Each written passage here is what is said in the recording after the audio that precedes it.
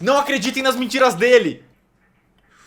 Estamos de volta para mais um episódio. Muito obrigado a todo mundo que tem acompanhado e muito obrigado a você que se inscreveu agora no canal. Se você não se inscreveu, você pode clicar no botão vermelho ali embaixo para receber os próximos vídeos de Enigma e continuar essa história. Como sempre, cada vez mais feliz de trazer isso pra vocês e muito feliz de ver vocês gostando dessa série maravilhosa. Então muito obrigado pelo apoio insano nos vídeos e vamos, né? Vamos. E assim, sem querer dar spoiler, esse episódio é o episódio do capeta. É o episódio do demônio, de Lúcifer, do Satanás. Se prepare, você não sabe o que está vindo por aí. Eu também não sabia. É bizarro. É bizarro, meu Deus. Agora ó a tela. Texto, olha, capítulo 1. O demônio. Viu? Vocês viram o que tá acontecendo aqui? Muito bem, vamos achar... Pera aí. Aqui. Muito bem.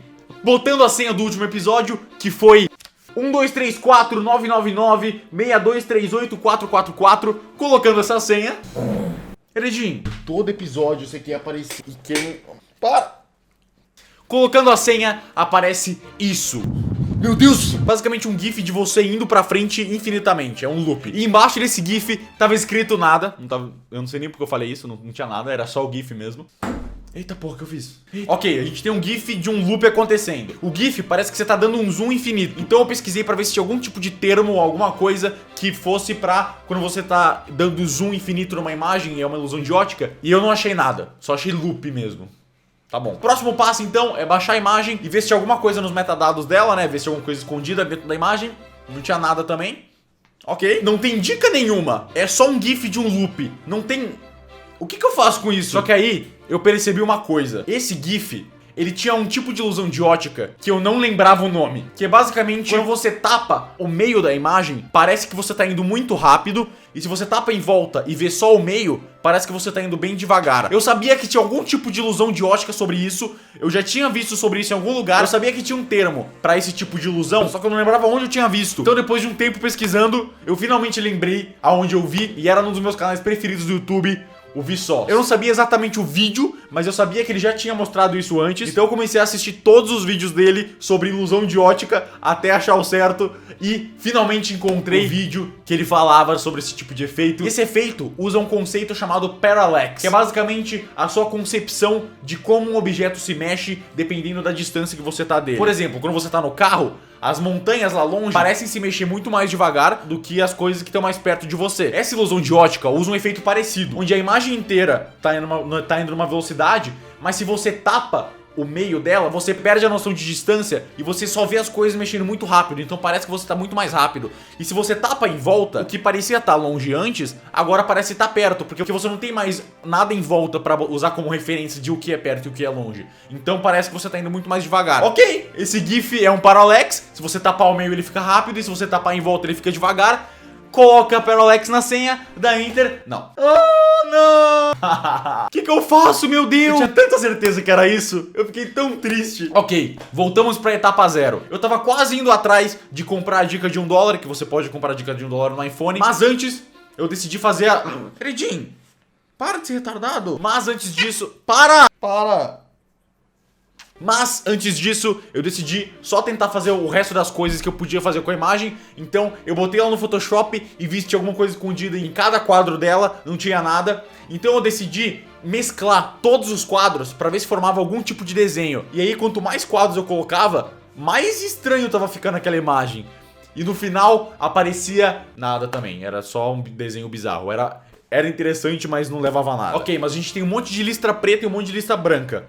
Será que é algum tipo de código de barra que foi distorcido? Eu tentei começar a inverter as cores desse GIF pra ver se com ele branco eu conseguia ver alguma coisa diferente. E eu fui colocando quadro por quadro, invertendo as cores, deixando ele branco, invertendo todas as cores. Não tinha coisa assim, tinha coisa. Prestando atenção no último quadro, dava pra ver que tinha alguma coisinha escrito, mudando os níveis da foto, tava escrito Shea St. John. Eu nunca vi isso na minha vida, é o nome de um lugar. Procurando isso no Google, e agora você aí de casa pega um cobertorzinho e se protege porque chegou a hora do capiroto.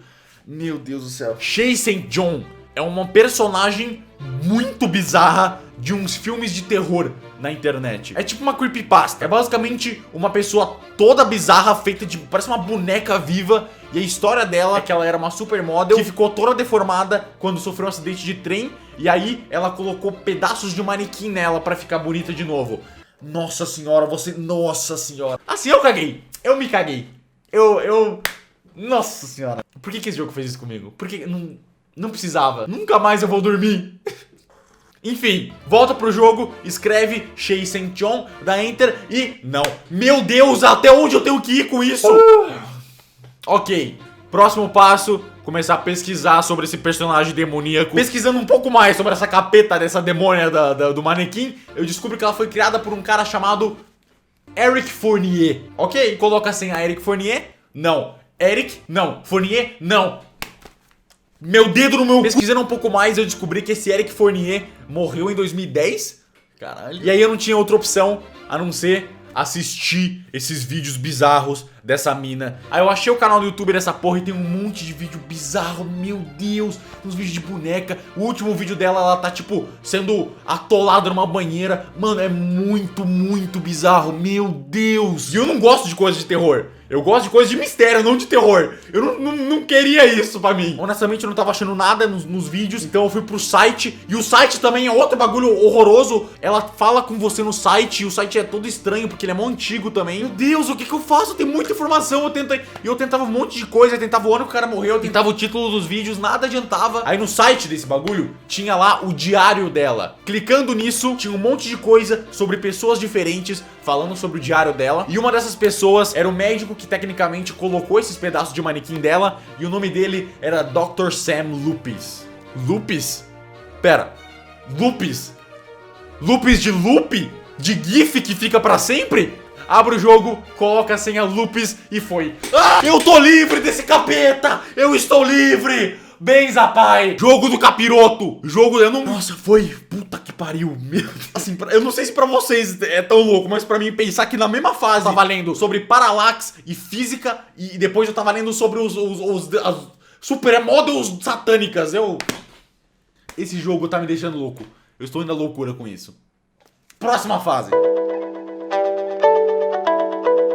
Chegando na próxima fase, tem um texto enorme. E esse texto, se você jogar qualquer parte dele no Google, você vai descobrir que ele é do livro do Clube da Luta. É basicamente um discurso que o Tyler Durden dá. Ok, abri pra salvar a imagem e tinha um monte de pontinho piscando embaixo de letras. Pera, não pode. Não pode ser. Vendo a letra de cada pontinho, dava I like you. Coloca isso na senha e foi. Acabou aqui, essa é...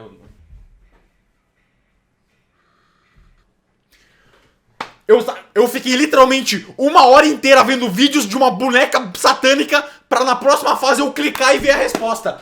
Alguém que fez isso? O cara é completamente louco.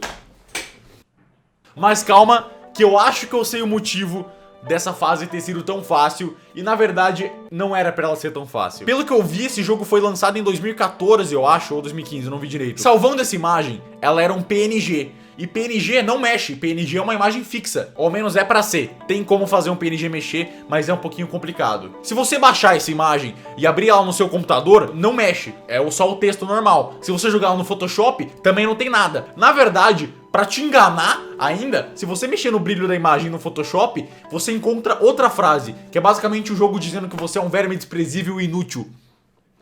Ok? O que eu acho que aconteceu é, quando o cara fez o jogo e fez essa fase, o Google Chrome, ele não tocava essa imagem mexendo, ele só mostrava ela parada. Mas, no decorrer dos anos, eu acho que o Google atualizou o Google Chrome pra tocar essa imagem. E aí, o cara se fudeu, né? Vai fazer o quê? É só clicar e ver a resposta. Eu nem sei como eu iria descobrir isso, eu não sei que tipo de software eu teria que usar, mas não precisei. Ok, essa é a minha teoria, talvez eu esteja errado, não sei.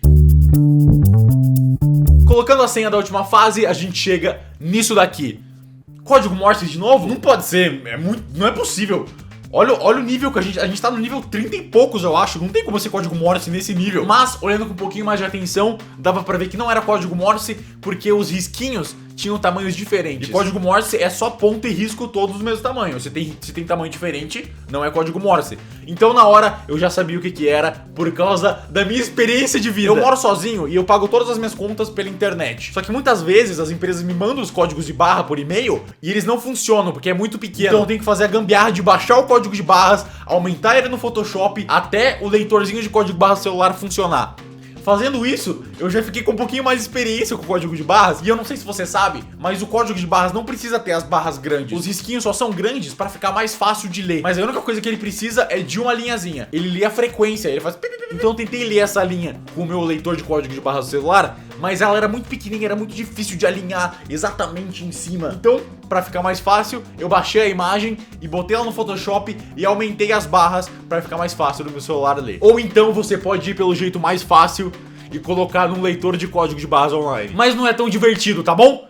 Eu acho mais legal você mudar a imagem, mas se você quiser você pode só jogar isso num leitor de código de barras. Usando o leitor, aparece a mensagem mais por vir. Coloca a senha mais por vir e foi. E essa senha não podia estar mais certa. Tem mais por vir por aí, meus amigos. Espero que você tenha gostado desse vídeo. Foi um episódio assim, chupetinha satânico. Teve uma que foi muito difícil e outras duas muito fáceis, mas de qualquer jeito, muito obrigado pelo apoio, muito obrigado pelo gostei, muito obrigado por ter se inscrito nesse vídeo. Espero que vocês estejam gostando dessa série de enigmas maravilhosa e eu vejo vocês no próximo vídeo aqui no canal. Muito obrigado e até lá, gente. Valeu!